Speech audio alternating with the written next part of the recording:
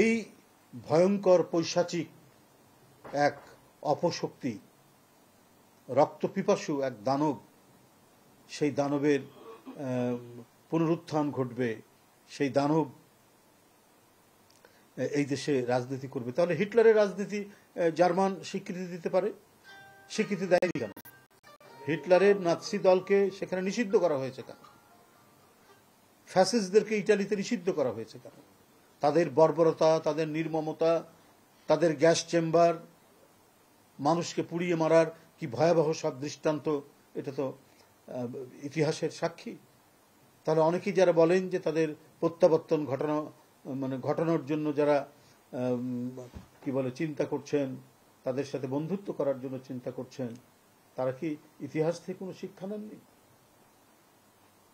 আমাদের দেশে একটি রাজনৈতিক দল, ইসলামপন্থী একটি রাজনৈতিক দল, বরাবরই আমার মনে হচ্ছে আওয়ামী লীগকে সন্তুষ্ট করার জন্য তারা এদেশে রাজনীতি করার সুযোগ পেয়েছেন। শহীদ জিয়ার শহীদ জিয়ার কাছ থেকে তারা সুযোগ পেয়েছে। তাদের নিষিদ্ধ দল ছিল, শহীদ জিয়া তাদেরকে রাজনীতি করার সুযোগ দিয়েছেন।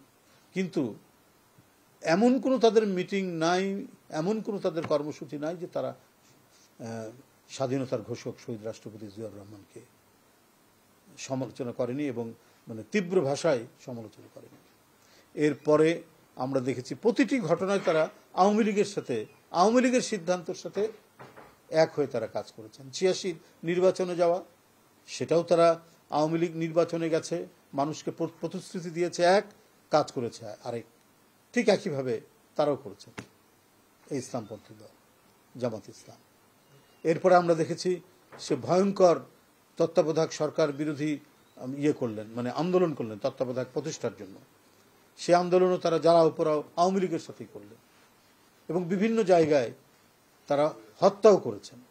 রাজশাহী ইউনিভার্সিটির ছাত্র টিটো, তাকে শিবির গুলি করে হত্যা করেছে।